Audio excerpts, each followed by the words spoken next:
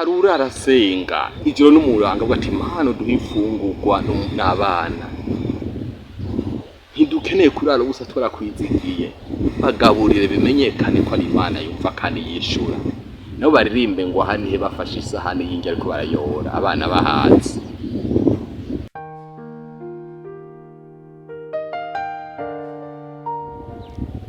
Amahoro y'Imana abana namwe bakundwa mumeze neza hamana zigashima Imana ndi wa muririmbyi wanyu Evode Ndikumana Gospel. Uyu munsi rero nahawe ikaze no kuganira namwe. Hari ikibazo bambaje nanje ati mbega indirimbo ya Kiriku ahanihe uyivuga kwiki uyumva gute? Ndabwire ko iyi ndirimbo ni indirimbo novuga ngo iri ku rwego.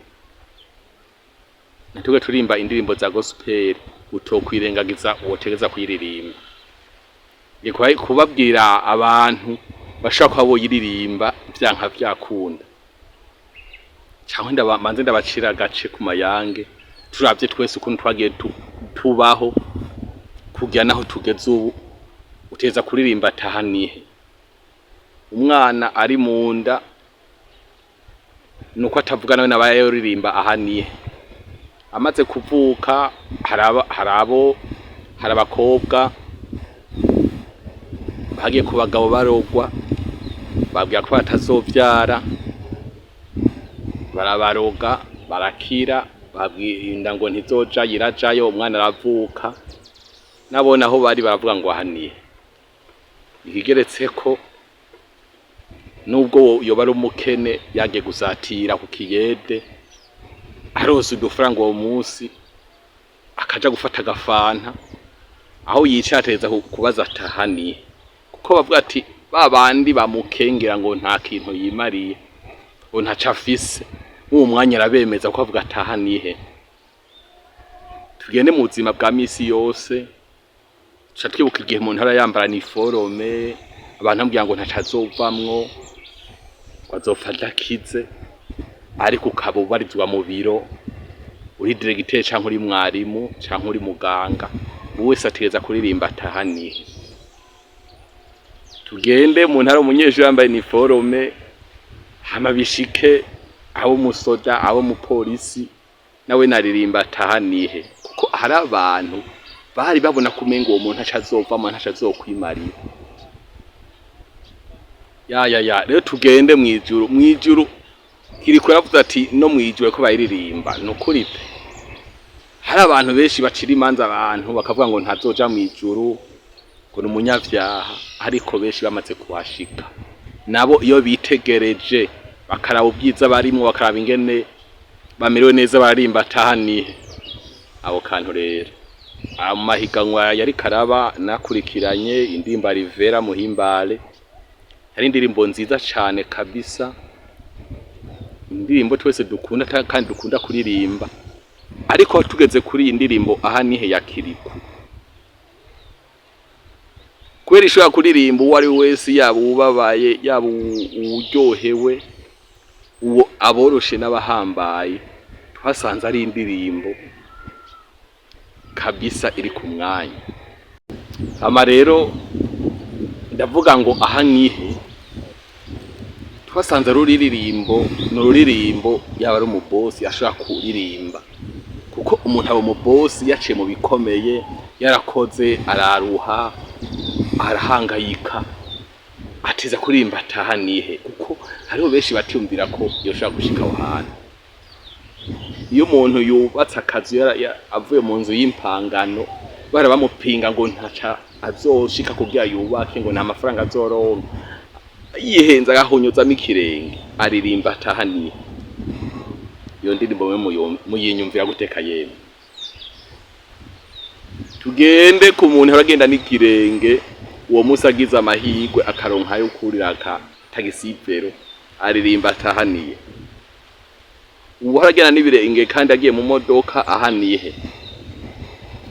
Nabibutse ko mu misi yahera umuntu yipakije ni moto cankwe ni modoka nubwo haba mwivumbi yagenda yakuye kasike canke yasokoroye umutwe w'ibisi kugira ngo abemeze abantu, kuko iyo ndirimbo yakiri ku ntera bwaze ngo avuge ngo aha nihe ngo abemeze, yakuramwe umutwe ikasike akayikura ku moto kugira ngo bagende bamubona avuga ati umuhungu wa naka cyaciye masiga yipakiza ntakigenda n'ibirenge, ariko bavuga ngo aha nihe aca babemeze.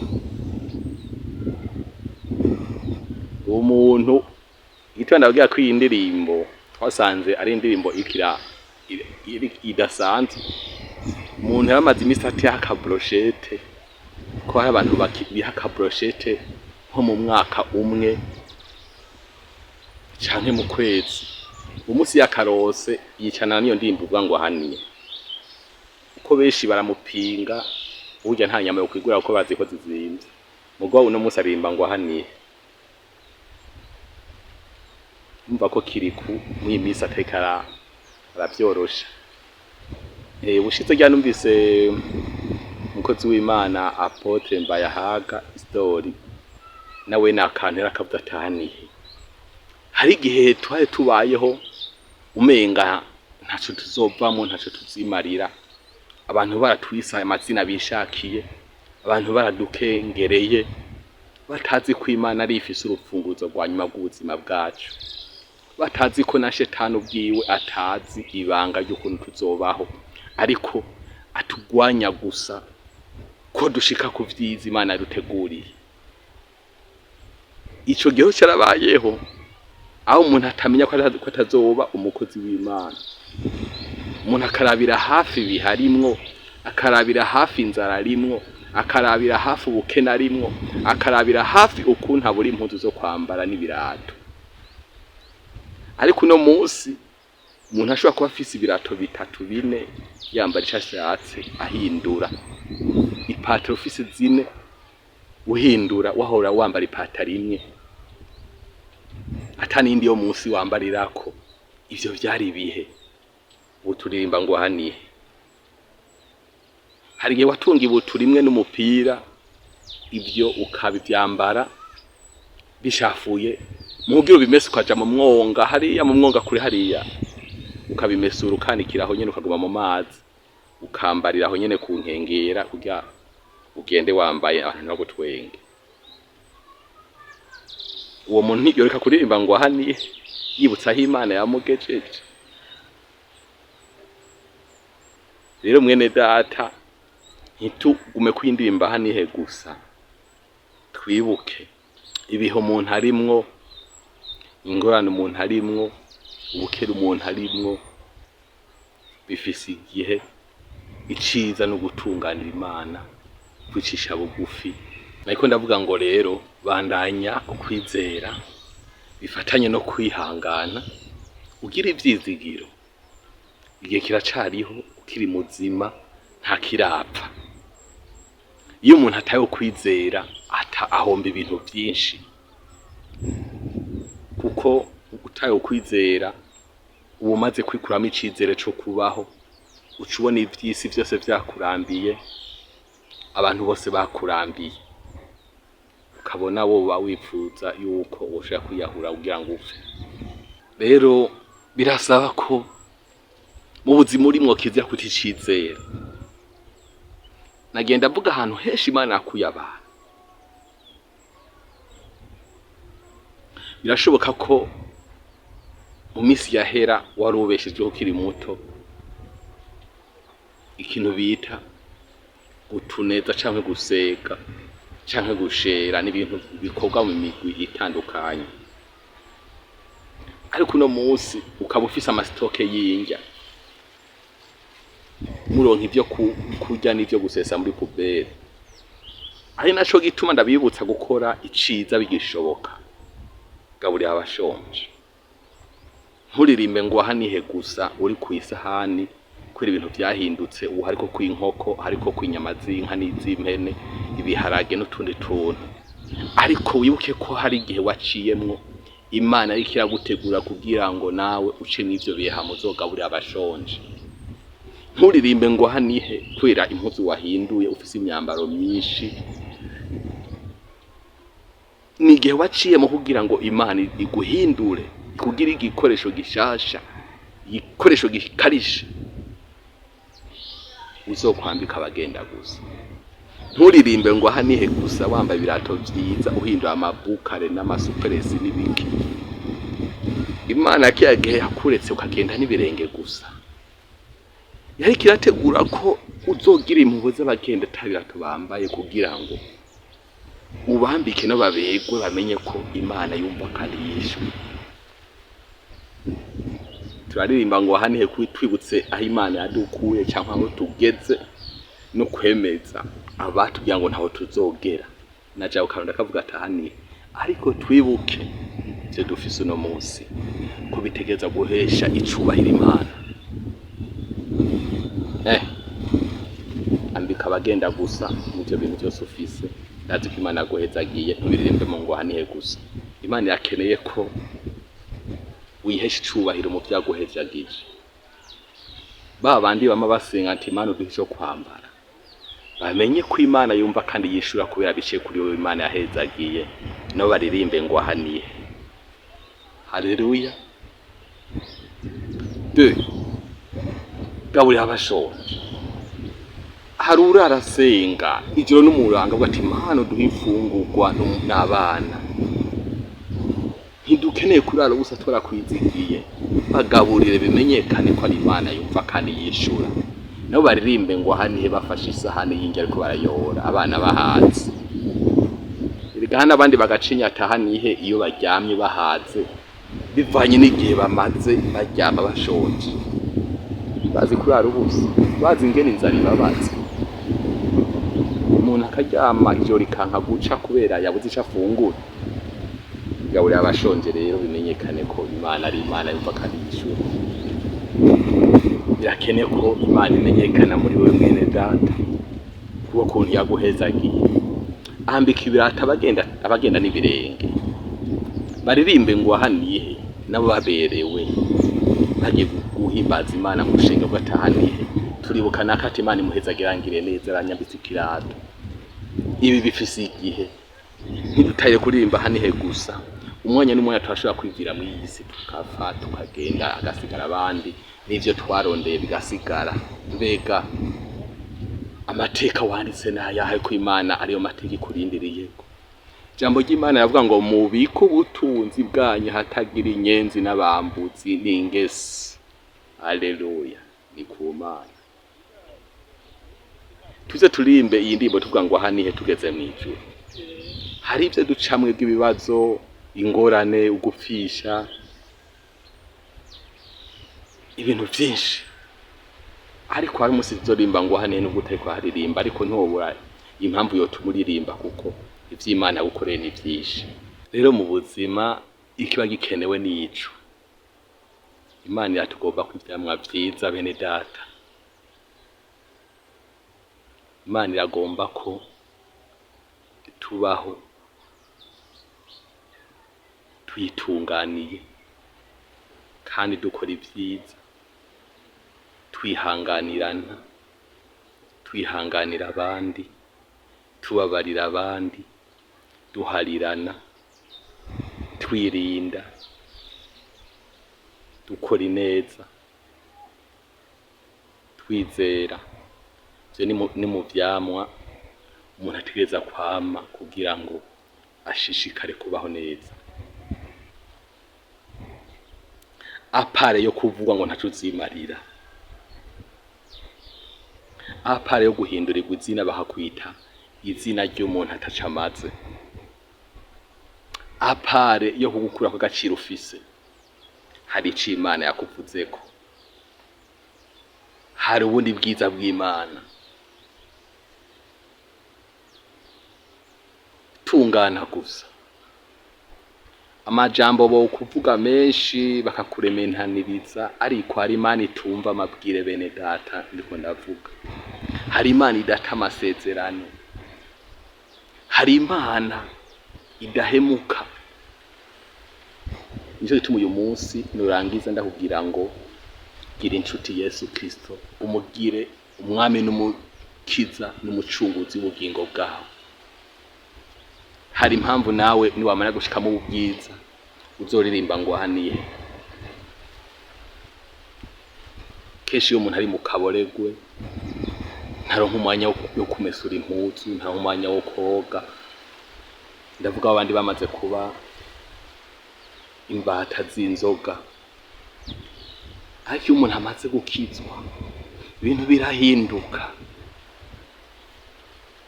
Amaguru aramenya ko wakijijwe, amaboko akamenya ko wakijijwe, umunwa ukamenya ko wakijijwe, inda ikamenya ko wakijijwe, umunwa ukamenya ko wakijijwe, byose n'ubwenge. Ico nico cyo kiratunana mu iki gihe. Ndababaze, ni kuki iyo umuntu abaye umubosi ibintu byose navuze bimenya ko yakize, ibintu byahindutse? Uno munsi wahora ugenda n'amaguru ubaye umubosi nshobambara ibirato upfa aho ugiye. Uno munsi wabaye umubosi wahora urya ugafa ivyo uteremo mu nda, urasubira kurya ivyo ubonye. Ntihaca aba amakondisiyo y'ivyo urya, imirire ntihinduka, inyambaro ntizihinduka, mu bitekerezo ntihahinduka, mu vyo ureba naho harahinduka, kuko hari ivyo turabisha amaso y'ubukene n'ivyo umubosi abona. Hari abagenzi dufise ubaye umubosi bihinduka, hari ibibanza tujamwo ubaye umubosi bihinduka. Niki gituma n'iki gihe natwe umuntu aba umukristo bikananirwa ko ahinduka nk'umukristo? Ni kuko umunwa utamenya ko umuntu yakijijwe, kuko amaguru atamenya ko umuntu yakijijwe, imyambarire, imfunguro, ivyo kunywa, ibyo byose birahinduka iyo umuntu abaye umubosi. Mbega iyo umuntu akijijwe naho biba bikwiye kumera gute? Biba bikwiye guhinduka. Amajambo umuntu avuga, ivyo tuvuga, uko tugenda, intambuko. Je nkunda kuraba iyo umuntu ataca arimarira bamushifa bavuga ngo alo, ariko umubosi afise ukuntu yitaba, alo, mumeze neza, nifuza ko tubafasha iki, n'akajwi koroshe ntabagihababuka. Intambuko zirahinduka bene data. Turirimbe aha nihe rero twibuka ko turi munsi y'ibiganza vy'Imana, turi mu biganza vy'Imana, turi munsi y'uwaturemye. Haleluya. Ijambo rivuga ngo niki co tuma tuva mu rukundo rw'Imana. Ijambo ribonekana mu Baroma ati niki co dutandukanya n'urukundo rwa Kristo. Ati mbega n'inzara, mbega n'ubukene, nukuba mwirinde, nukuba wenyene, nukuba warahemukiwe, waratawe, warabuze abavyeyi, ngo ntakiri, ngo yoyo itimanya umwana wayo w'ikinege, ikemera igatanga umwami Yesu Kristo ngo aze kudupfira, niki yoburite gutugabira byose muri we. Haleluya.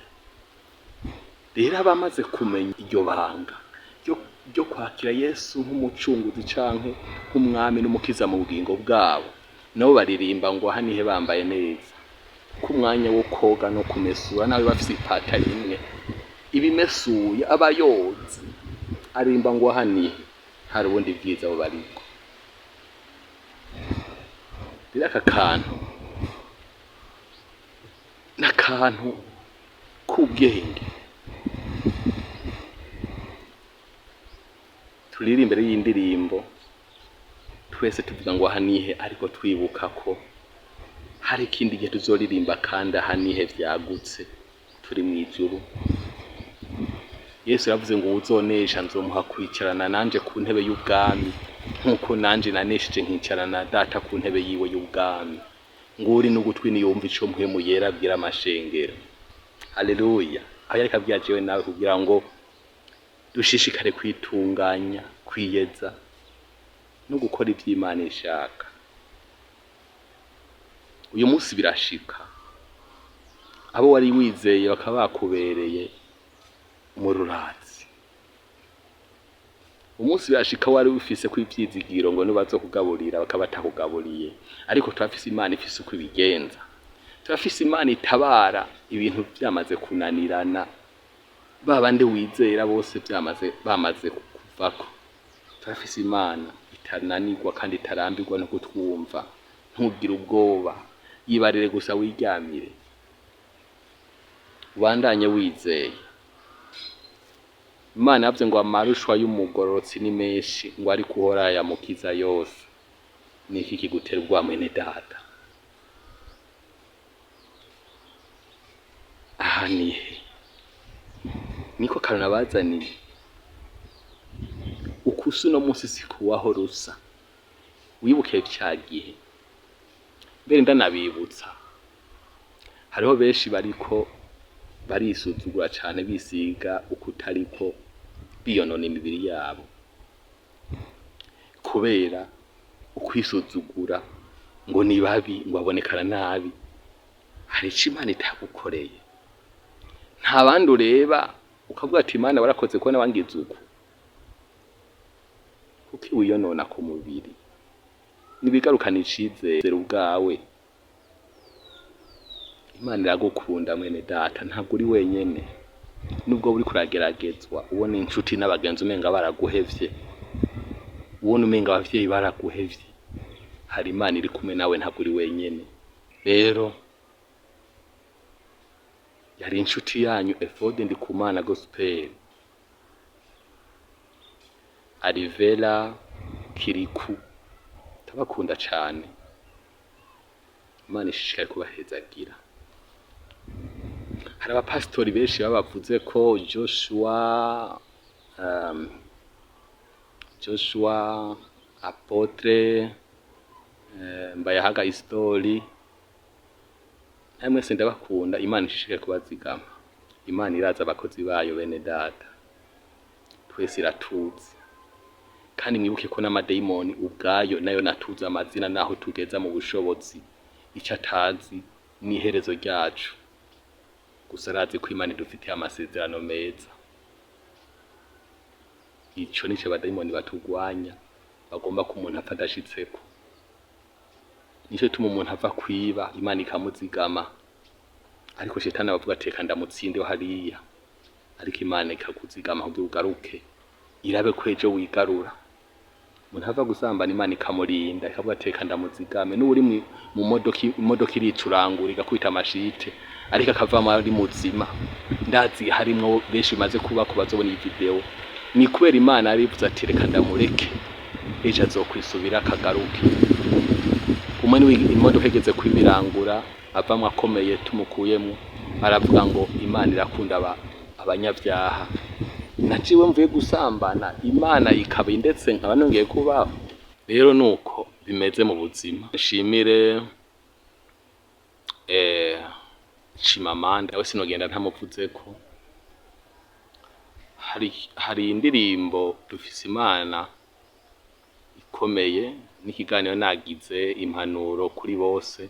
Ni ibintu cyane cyane yagize commentaire yanakunze, kandi n'abantu benshi barabikunda. Gushikaho mbere narose n'umuntu umwe biciye kuri we yashoboye kunkoreshereza indirimbo niteze kuzosha ku rubuga nkakora video, kandi izoshikira abantu benshi iryoshe cyane. Nawe urumva umuntu yogira atamushimiye. Dushimire kandi n'abantu benshi bakunda kudutera intege muri commentaire, like n'amapartage. Murambona benshi ku mastati.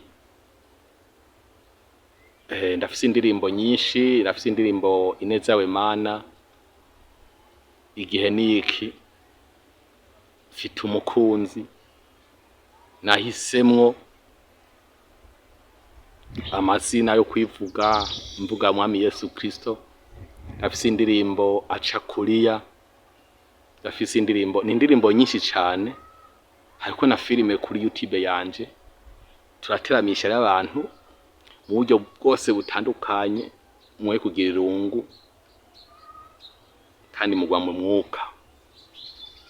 Hari indirimbo rivuga ngo ndacibuka, indirimbo ushobora gukoresha ugenda muri siporo ukaduga ku mudugu uri muri mpwemu, apana muri mudu y'umubiri gusa, uri muri mpwemu, ibintu bikagenda neza.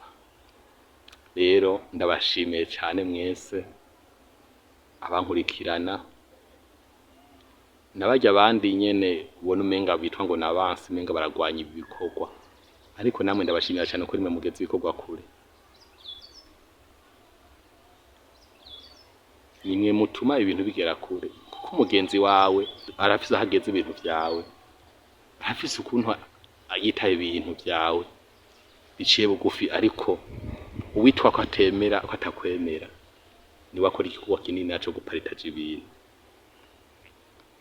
Namwe gusanga mwarize umenga nta kazi mufise,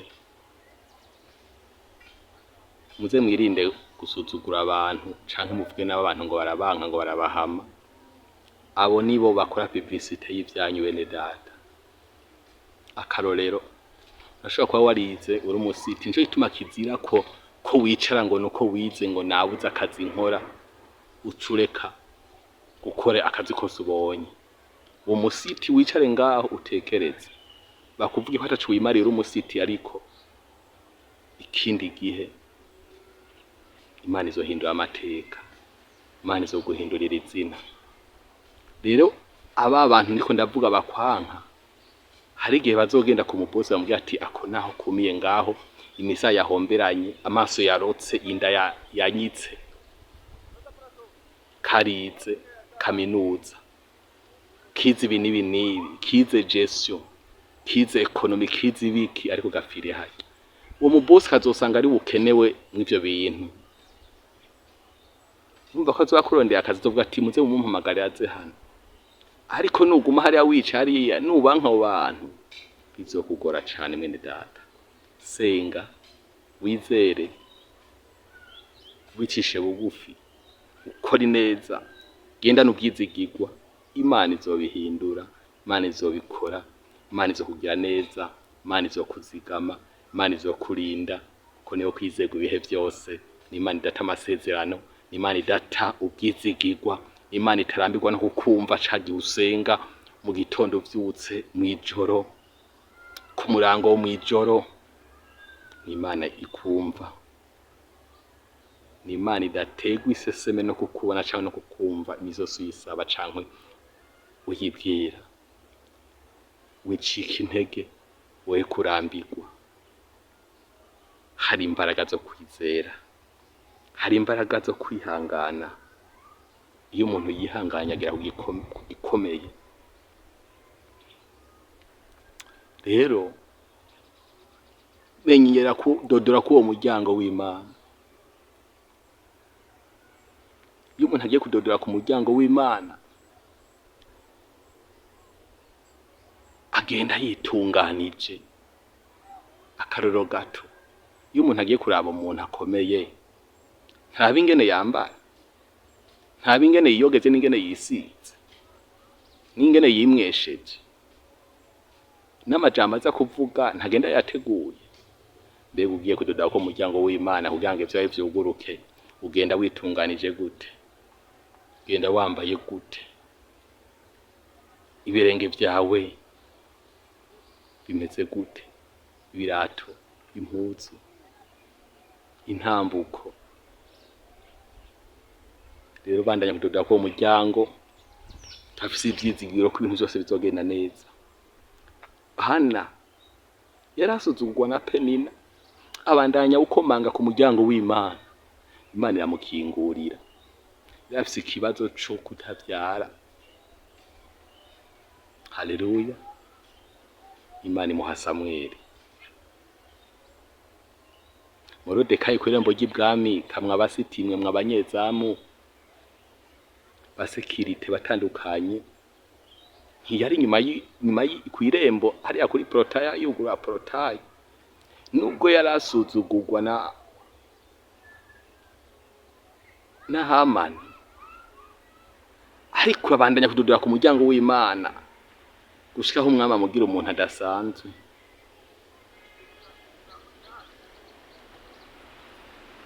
Hamani amanikwa ku giti, Morodekayi ari kumanikwako kubera kudodora k'uwo muryango.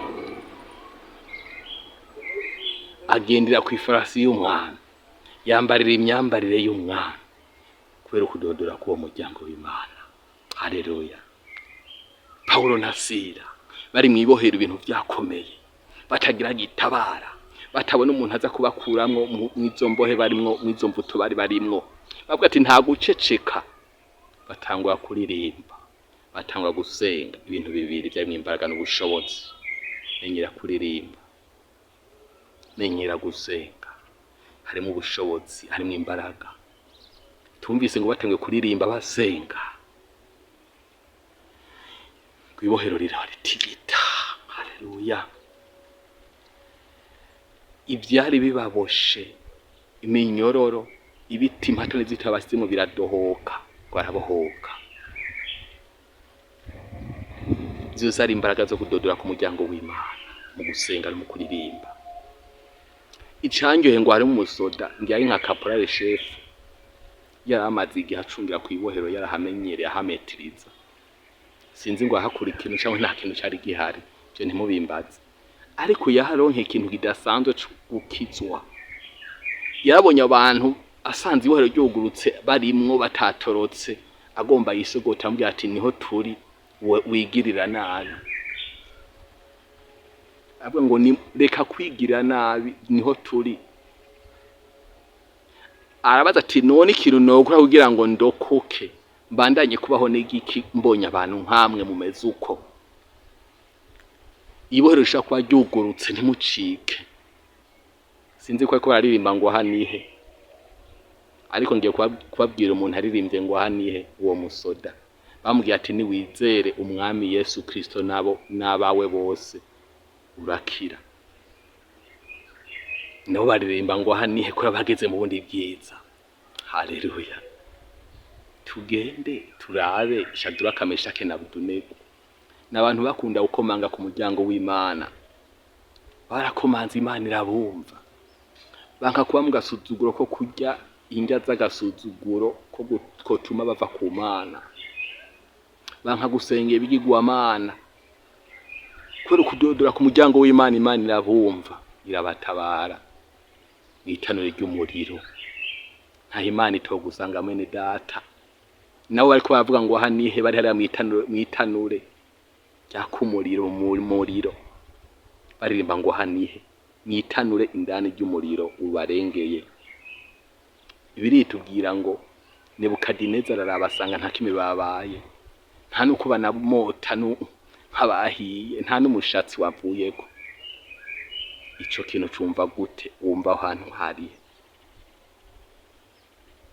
Daniel mugobo gw'intambwe ntizari zishonje izintu bari barashize ahantu batakigaburira ziteguriye kurya umuntu w'Imana umukiranutsi umuntu atahura ico Imana ivuga umuntu avugana n'Imana umuntu yubaha Imana umuntu ari kubwiza bw'Imana ariko kubera gukomanga ku muryango w'Imana bene data byatumye n'abaririmba ngo hanihe ari kumwe n'intambwe ahanihe Imana ari kumwe nawe rero nawe no munsi uri kumwe n'Imana ririmba ngo hanihe ko ntoro umuntu adasanzwe uri umuntu akomeye yabuze ingabo zigukikuje ingabo zikuzigamye ingabo zikurinda n'Imana izikomanda Imana ikubura ibiri imbere yawe kugira ngo ushobore gutambuka ata kintu kigukomanga ushobore kwinjira muri iyo nzu yawe ata kintu kigukomanga